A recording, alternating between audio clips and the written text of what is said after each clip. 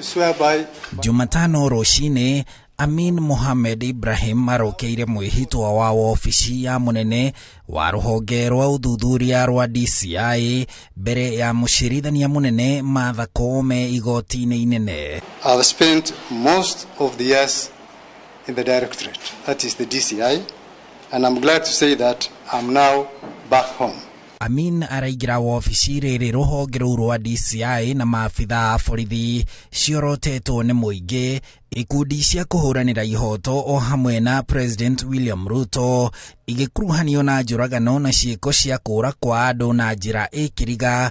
Gĩkundi kĩa Missing Voices gĩkiuga atĩ andũ 97 nĩ makuĩrĩire moko-inĩ ma borithi mĩeri-inĩ 10 tu ya mwaka ũyũ, na angĩ ana makaga kaimana thutha wao gũikio ngono nĩ borithi, na thĩinĩ wa mĩaka 5 rĩu andũ 1268 nĩ moragĩtwo nĩ borithi, nao 238 magĩte thutha wa gũikio ngono nĩ borithi.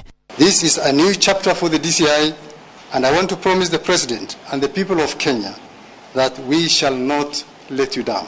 We shall also endeavor to respect human rights while being firm and fair as we stick to the mandate given to the Directorate. We also have a duty to exercise disciplinary control within the service. And I know as you settle down in that office, there will be a lot of sweeping, a lot of cleanup to be done. All the issues that are pointing, the allegation that are pointing finger inward or outward, deal with them. I have no doubt that in the performance of your duties, you will continuously observe the rule of law and you function within that remit of the law. Kĩbarũa kĩa Amin kĩrĩ gũtigĩrĩra honge cia gũkinyanĩria watho nĩ ciatungata ikĩrũmĩrĩra watho. I want to state from the outset that I will endeavor to lead the DCI in the most professional manner and adhere to the supreme law of the land, the Constitution of Kenya. I want to inform the public that there is new sheriff in town and their cases will be heard without any prejudice. And I want to assure Kenyans we have now the right person on the job. Wĩra ũngĩ ũrĩ moko-inĩ ma Amin nĩ gũtigĩrĩra kũrĩ na ũnyitanĩri wa honge cia gũkinyanĩria watho nĩguo macira magatiga gũteanĩrio nĩ kwaga ũira kana kũgĩa na ũira mũthayu, na makĩria kũrĩmĩra ngwatanĩro gatagatĩ ka DCI na ofici ya mũnene wa thitango cia mũingĩ.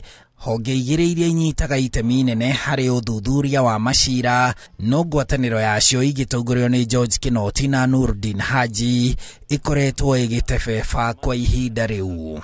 And Kenyans will see the fruits of the new transformation within the National Police Service, and Amin is coming with 33 years of experience, and I want to assure that he will be part of a team of investigators who will make a difference. One of the mandates of DCI is to maintain law and order. We in the criminal justice system rely on the investigations that are carried out. And without investigations, we will never succeed.